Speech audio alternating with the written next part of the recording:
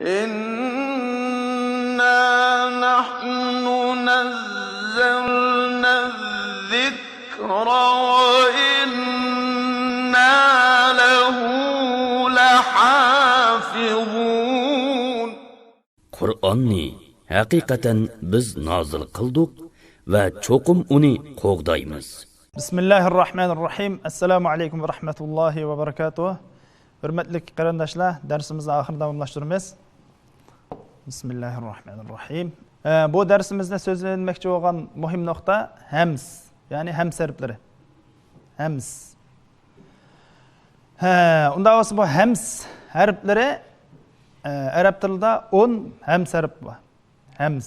Hams deganimiz ya'ni mana hams deganimiz mushu harflarni talaffuz qilgan chog'imizda nafasninki sirtqa davomlashishi. Nafasninki davomlashishini hams deymiz. Hams degan nima degan gap desa, nafasning sirtqa davomlashishi. Masalan, hams harflar qancha bo'ldi? 10.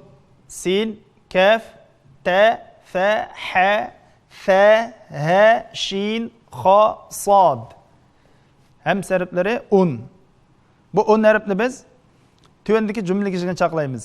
Sakata fahafahu shakhsun. Ya'ni bu jumla o'z ichiga olgan 10 harf sin, kafta, fa, ha, fa, ha, shin, kha, sad. Mush 10 harf hams harflar bo'ladi. Demak, hams degan nima degan gap? Hams deganimiz mush harflarni talaffuz qilgan chog'imizda nafasning sirtqa davomlashishi. Masalan, qani misol bilan tushunaylik buni. Masalan, mana bu sin biz hams harfi dedik. Sin hams harfi. S desek bu S degan chog'imizda nafas to'xtab qolmay davomlashadi. Shundaymi? S Ash S S F F mana shundaq nafas to'xtab qolmay davomlashishini hams deymiz. Bu shunda harflar qancha ekan? 10 harflar.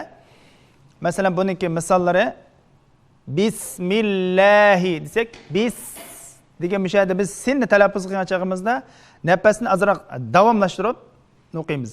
Bismillahi. Bismillahi. Aflaha. Aflaha. Aflaha. Yushrikuna. Shin mishada hams harf. Shundaymi? Shunga buni alohida. Yushrikuna. Akhlada. Akhlada. Islahun. Islahun. Islah.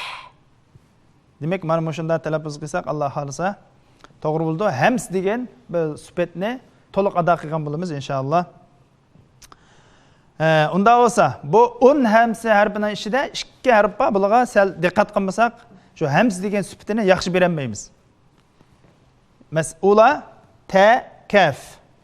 Ta bilan kaf. Bu ikkisi hams harfi. Lekin bu ikkisiga alayda diqqat qilmasak, hams degan sifat yaxshi chiqmaydi. Bulan talaffuz qilgan chog'imizda masalan at ak kichikgina bir ovoz chiqaramiz. Masalan at desak, ta'ning sukun haqqini berib bo'lgandan keyin lam aqslam at kichikgina bir ovoz. To'n ovozdan bir harf chiqaramiz. Bir ovoz chiqaramiz. Mana shu ta'ningki hamsi shu bo'ladi. Masalan at ak desak, kichikgina bir ovoz chiqaramiz. Ta bilan kafni hamsi uzun chiqarib o'tishga bo'lmaydi. Bak cho'ng kuchli chiqarib etsak, bu qalqalga o'xshab qoladi. Bu ta bilan kaf hams harfi bo'lg'achqa, mushaga alohida ahamiyat bersak, qalqalga o'xshab qolish ehtimoli bor. Masalan, aka, ata desak, bu qalqalga o'xshab qoladi.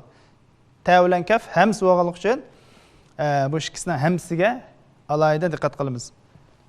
Amaliy misollar qarab baqsaq,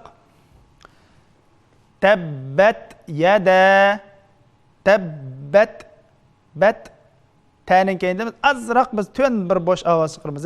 Tabbat